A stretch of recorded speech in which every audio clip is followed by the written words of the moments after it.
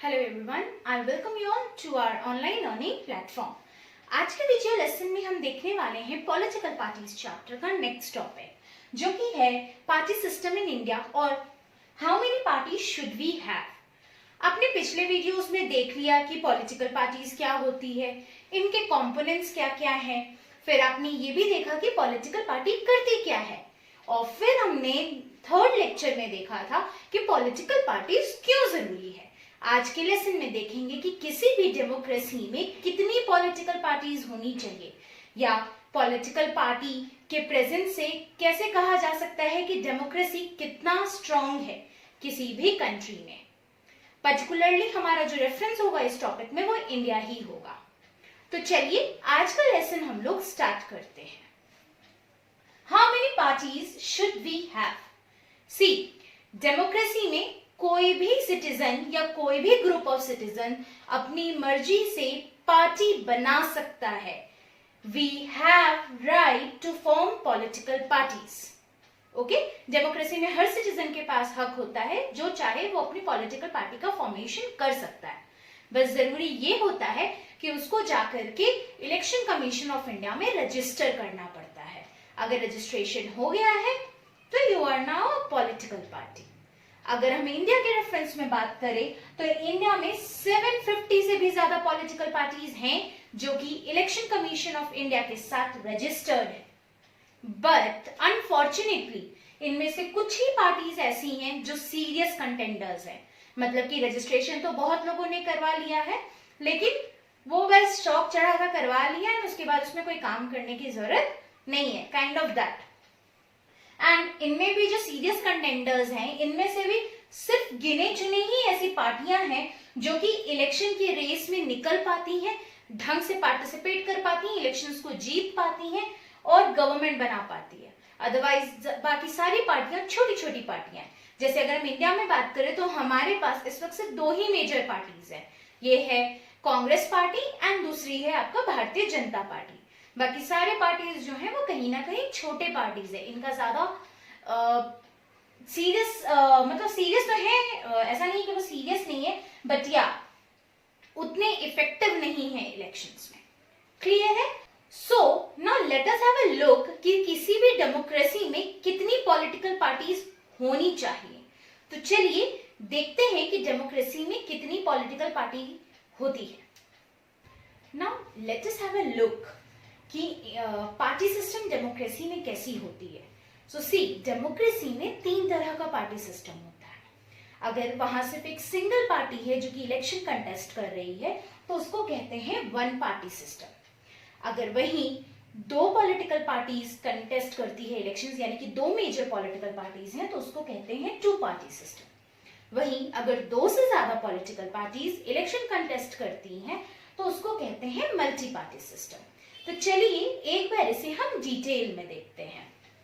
One party system. One party system का मतलब है कि एक ही पार्टी है उस कंट्री में और वही पार्टी जो है वो सिर्फ इलेक्शन कंटेस्ट करती है। Example China.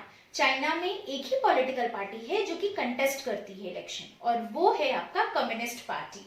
ऐसा नहीं है कि वहां पर पे पॉलिटिकल पार्टीज फॉर्म करने की आजादी नहीं है, वहां पे पॉलिटिकल पार्टी फॉर्म करने की आजादी है, बट वहां का जो इलेक्टोरल सिस्टम है वो इतना एफिशिएंट नहीं है या वो इतना फेयर नहीं है कि बाकी पॉलिटिकल पार्टीज को मौका देता है या बाकी ग्रुप ऑफ पीपल को मौका देता है कि वो पॉलिटिकल पार्टी का फॉर्मेशन कर सके। इस तरह का पार्टी सिस्टम जो है वो कभी भी डेमोक्रेसी के लिए एक अच्छा ऑप्शन नहीं माना जाता है, क्योंकि वन पार्टी सिस्टम के केस में जो सिटीजन्स हैं उनको चॉइस नहीं मिलता है ताकि वो अपने व्यूज के अकॉर्डिंग, अपने चॉइस के अकॉर्डिंग चूज कर सके। उनके पास बस एक ही पार्टी है, उनके पास कोई ऑप्शन नहीं है, they have to choose that party only. Okay, clear है one party system? Now one party system, इसके अलावा कुछ कंट्रीज ऐसे हैं जहां पर पे एक नहीं बल्कि 2 मेजर पॉलिटिकल पार्टीज होती हैं और वही इलेक्शन वगैरह लड़ती हैं। ऐसा नहीं है कि वहां और पॉलिटिकल पार्टीज नहीं होती हैं, और पॉलिटिकल पार्टीज होंगी बट वो बहुत छोटी होंगी और शायद ही किसी स्टेट लेजिस्लेशन में अगर वो इलेक्शंस जीत रही हैं तो जीत रही हैं। सेंट्रल में उनका कोई बड़ा रोल नहीं है, यानी वहां पे दो मेजर ही पॉलिटिकल पार्टीज हैं, जैसे कि यूएसए और यूके। यहाँ पर भी क्या है, अगर हम इसकी बात करें तो डेमोक्रेसी के केस में ये ठीक है, ये नहीं कह सकते हैं कि ये बहुत अच्छा ऑप्शन है, क्योंकि कहीं ना कहीं मेरा भी चॉइस जो है वो लिमिटेड हो चुका है। मेरे पास दो ही ग्रुप है और उन दोनों में से ही किसी एक ग्रुप के पॉलिसी और आइडियोलॉजी को चुनना है, यानी कि हमारे पास वैरायटी ऑफ ऑप्शंस अवेलेबल नहीं होते हैं टू पार्टी सिस्टम में। बट या ऑब्वियसली ये वन पार्टी सिस्टम से ज्यादा बेटर है। Now coming towards the third kind of party system, जो कि है आपका मल्टी पार्टी सिस्टम, यानी कि ये वो सिस्टम है जिसमें दो से ज्यादा पॉलिटिकल पार्टीज होते हैं जो कि इलेक्शंस लड़ते हैं एंड इलेक्शन में पार्टिसिपेट करने के अलावा कई इनमें से इलेक्शन जीतते भी हैं और गवर्नमेंट भी फॉर्म करते हैं। अगर हम इंडिया की बात करें तो इंडिया में मल्टी पार्टी सिस्टम है, यानी यहाँ पर पे बहुत सारे पॉलिटिकल पार्टीज हैं और उनमें अगर हम बात करें, जैसा कि मैंने पीछे भी कहा कि कुछ ही पार्टीज ऐसे हैं जो कि सीरियस कंटेंडर्स हैं और इफेक्टिवली पार्टिसिपेट कर पाते हैं। तो yes, we are having few, भले फ्यू है लेकिन वी आर हैविंग दैट। हमारे यहाँ टू पार्टी सिस्टम नहीं है एटलीस्ट। क्लियर है?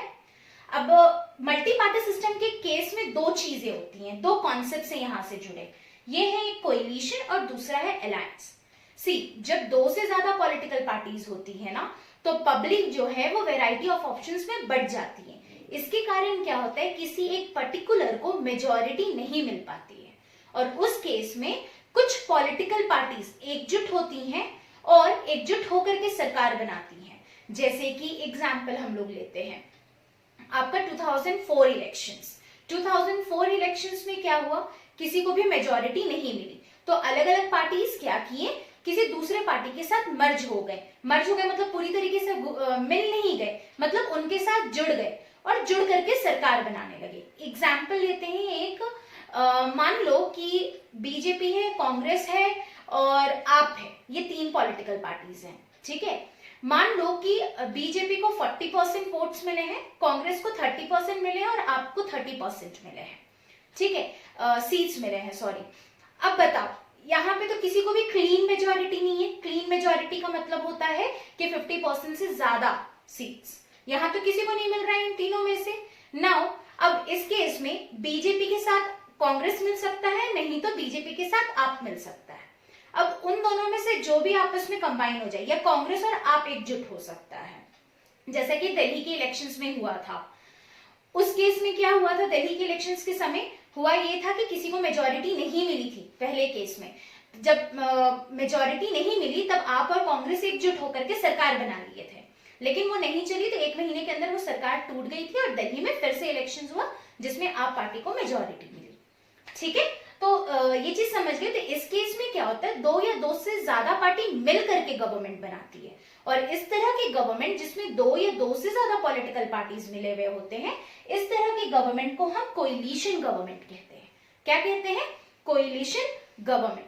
और हाँ, ये जो पॉलिटिकल पार्टीज एक साथ आकर के इलेक्शंस लड़ती है ताकि उनके विनिंग चांसेस बढ़ जाए, यानी कि दो या दो से ज्यादा पार्टीज आपस में मिलकर के इलेक्शन लड़ रही है या टीम अप कर ले रही है ताकि मेजॉरिटी गेन हो सके, तो इसे हम कहते हैं अलायंस बनना। क्या कहते हैं? अलायंस का फॉर्मेशन होना। जैसे कि एग्जांपल है 2004 का इलेक्शंस, जिसमें 3 अलायंस बने थे, एनडीए नेशनल डेमोक्रेटिक अलायंस, दूसरा आपका बना था यूपीए और तीसरा बना था आपका लेफ्ट फ्रंट, ठीक है। तो ये है आपका मल्टी पार्टी सिस्टम। अब थोड़ा इसका शॉर्टकमिंग्स देख ले। मल्टी पार्टी सिस्टम में होता क्या है, बहुत सारे पॉलिटिकल पार्टीज हो जाते हैं, कोएलिशन की गवर्नमेंट बनती है, किसी को एब्सोल्यूट मेजॉरिटी नहीं मिलता है। इस कारण इस तरह का जो गवर्नेंस है वो थोड़ा मेसी होता है, थोड़ा कॉम्प्लेक्स होता है और साथ ही साथ पॉलिटिकल इंस्टेबिलिटी ज्यादा बनी हुई होती है। जैसे कि अभी मैंने दिल्ली का एग्जाम्पल लिया कि दोनों ने कांग्रेस और आपने मिलकर सरकार तो दिल्ली में बना ली, बट सेटिस्फाई नहीं हुए, 1 मंथ के अंदर फिर से री इलेक्शन कंडक्ट करना पड़ा। तो ये तरह की परेशानियां आती हैं इन केस ऑफ कोएलिशन और मल्टी पार्टी सिस्टम। बट फिर भी अगर मैं बात करूं तो इन तीनों में से जो best form of party system है वो मल्टी पार्टी ही सिस्टम है। क्यों? तो वो इसलिए क्योंकि इसमें क्या होता है, वेराइटी ऑफ ओपिनियंस जो होते हैं, जो व्यूज होते हैं पब्लिक के, वो अच्छे से उभर के आ पाते हैं, जबकि इन दोनों केसेस में नहीं हो पाता है। क्योंकि लिमिटेड है चॉइस। यहाँ तो चॉइस मिल नहीं रहा है, यहाँ आपको दो के बीच में चॉइस है, और यहाँ क्या है, मल्टी चॉइस है, मतलब कि बहुत सारे ऑप्शंस है, और उस ऑप्शंस के कारण बहुत सारे व्यू, ओपिनियंस पब्लिक के बन पा रहे हैं। हमने फंक्शन में देखा ही था कि पॉलिटिकल पार्टी क्या करते हैं, पब्लिक ओपिनियन को फ्रेम करते हैं। तो यहाँ पे यही होता है, मल्टी पार्टी सिस्टम के केस में अलग अलग ओपिनियंस इजीली वे में फॉर्म हो पाते हैं। तो बेसिकली ये तीन मेजर पॉलिटिकल पार्टी सिस्टम है किसी भी डेमोक्रेटिक कंट्री में। हमने इन तीनों को समझ लिया, साथ ही साथ इनके ड्रॉबैक्स भी देख लिए। Now I have a question for you. आप बताओ, इन तीनों पार्टी में से कौन सी पार्टी बेस्ट पार्टी होती है, या कौन सी पार्टी किसी भी कंट्री को रखनी चाहिए? आप लोग शायद बोल रहे होंगे मल्टी पार्टी सिस्टम, बट ऐसा नहीं है। एक्चुअली आप सही भी कह रहे हो, नहीं भी। सी, किसी कंट्री के पास चॉइस नहीं होता है कि वो कौन सी पार्टी रखेगा, कौन सी पार्टी सिस्टम रखेगा। ये किसी कंट्री के पास चॉइस नहीं है, बल्कि ये पार्टी सिस्टम जो है ये विद टाइम अपने आप फॉर्म होता है। कोई एक कंट्री अपने नहीं चूज करता है कि उसके देश में कौन सा पार्टी सिस्टम होगा।